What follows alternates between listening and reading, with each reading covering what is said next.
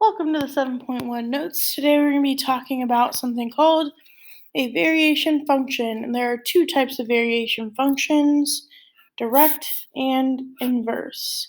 Direct means it's going to say something like this: y varies directly with x. Inverse is going to say something like y varies inversely with x. So it's going to be pretty straightforward of which one you're doing. Direct means that the relationship between the two is that as x goes up, y goes up, or as x goes down, y goes down. Whereas inversely means they're sort of doing opposites. As x goes up, it pushes y to go down. And as x goes down, it pushes y to go up. And we'll talk about those differences a few times throughout this lesson. I'm actually going to cross off this z and make it an x. So the equation for direct variation is k times x. And the equation for inverse is k over x. So basically you have the difference is basically multiplication and division. So either you're multiplying by x or dividing by x. X has to be the thing that moves though. K is always sort of on top in front, like that. So the first thing we're going to do is decide whether each example is direct, inverse, or neither. So here we have y equals 12 times x. That's most like this one, so that is direct.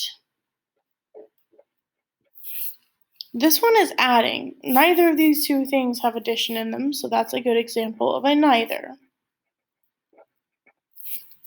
And then the third one is a little tricky because if you notice, y isn't by itself, so we need to make that happen like this. So I'm multiplying by x here and here, but all that x does over here is cross out the other one.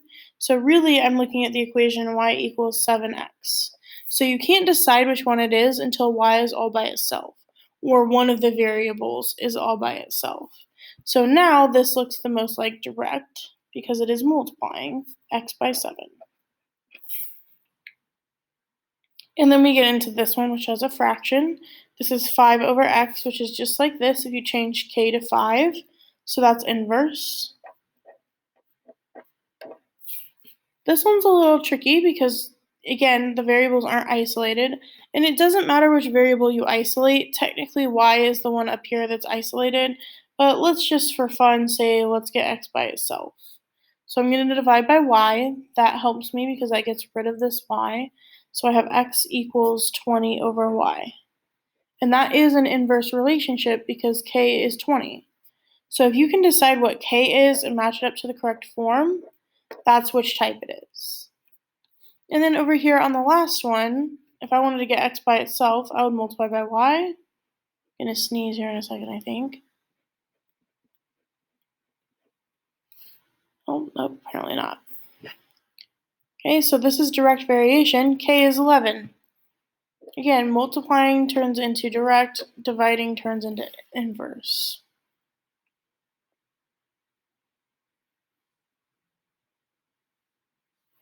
Moving right along, here we have some of our, I'm going to go ahead and call these word problems. The first thing you're going to want to do when you read a word problem is look at what type of variation it's using.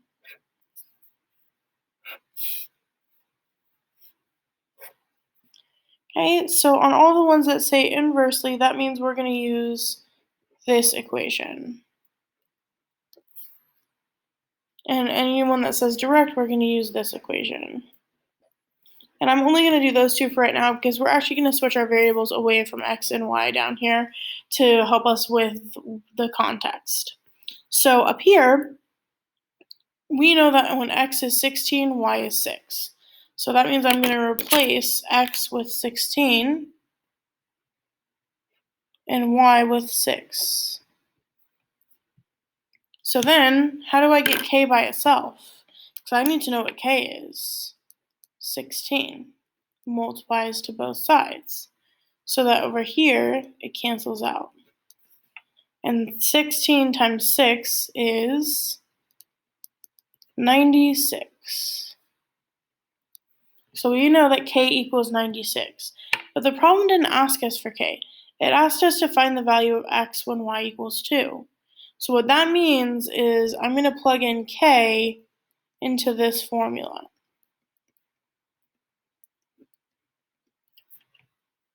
And then it says y equals 2.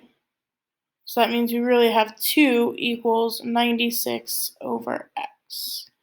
So you have to use the second half once you already know what k is. You kind of have to reset up the equation, except for this time x is my unknown. So then I want to get x by itself, so I'm going to multiply by x because I don't like the fact that it is in the denominator. And now I have 2x equals 96, so I would divide by 2 on both sides. X equals 48.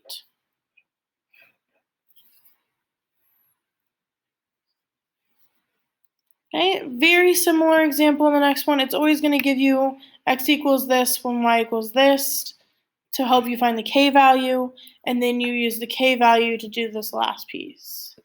So x is 36, y is 4. Plug those in. We want to find out what k is, so we're going to divide by 36 on both sides. K equals 4 divided by 36 is the same thing as if we divide this whole thing by 4, 1/9. Then we're going to take that 1/9 and plug it in for k. So y equals 1/9 x. And then it tells us find the value of y when x equals 12. So we want to know what y is, but we get to change x to 12. And since the thing we're looking for is y, and y is the thing that's already by itself, we don't have to do this solving piece at the end. We just need to do 1/9 times 12, which is 12/9, or if you divided both of these by 3, 4/3.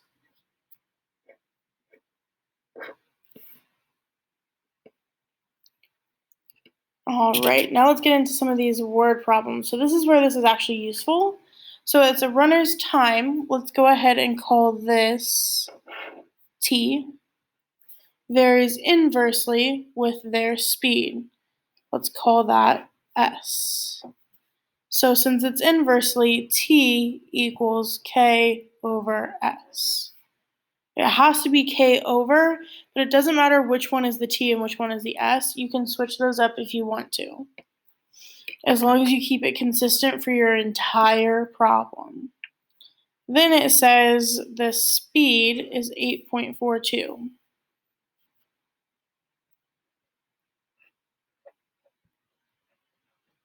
Okay, so you have to make sure you're plugging that in for the right variable.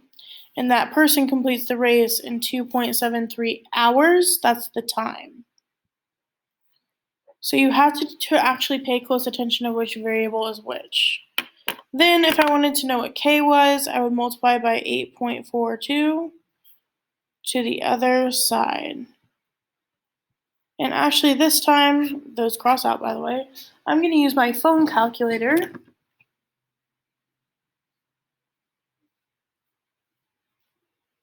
Because I know that those of you at home don't necessarily have a graphing calculator.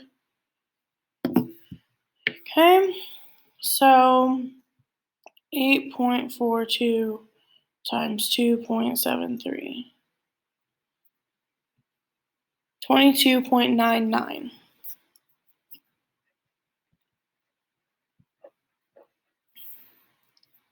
And then you take that and you plug it in right here for k. Oops. Okay, that's 22.99. I just almost wrote k instead. So that now all you have to do is plug in the part it asks you for at the end. What is the average speed of a runner who completes it in 3.5 h? That has to be your t value, guys, because that's time. So we get 3.5 equals 22.99 over s. Multiply by s to the other side because you don't want it in the denominator. And then divide by 3.5.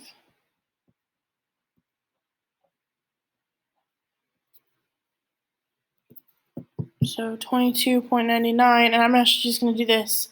I already have it pulled up on my calculator. I'm just going to go divide by 3.5. 6.57. And let's go look at our units. This is speed, which the speed is in miles per hour.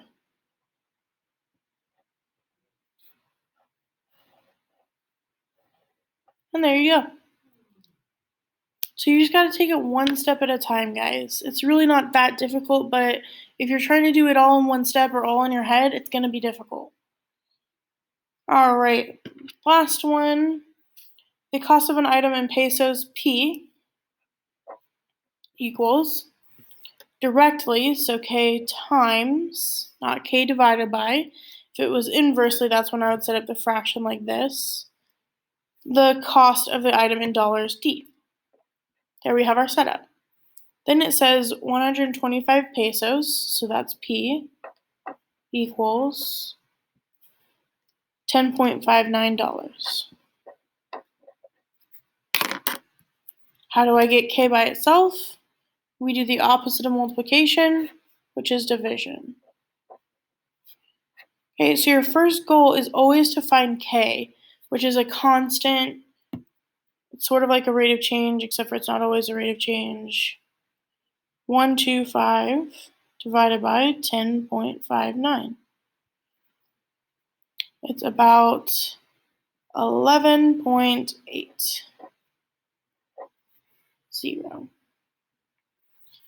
That K value then comes back up here and makes your equation P equals 11.8 times D.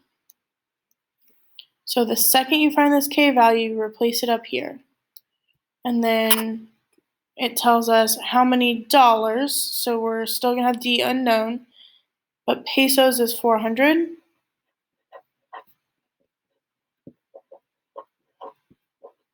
And again, these are being multiplied, so to get rid of the 11.8 and to isolate D, we divide.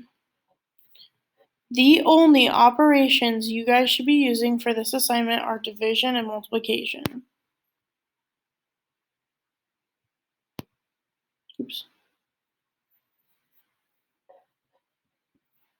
So 33 point, and see how there's this 8 right here? That rounds this up. Instead of 89, it's going to now be 90. So basically 400 pesos is about $34. Things you know. That is an actual conversion rate, by the way. I did actually look it up in order to write this problem. 400 pesos is roughly $34. That's always not exact because the rate's constantly changing as well.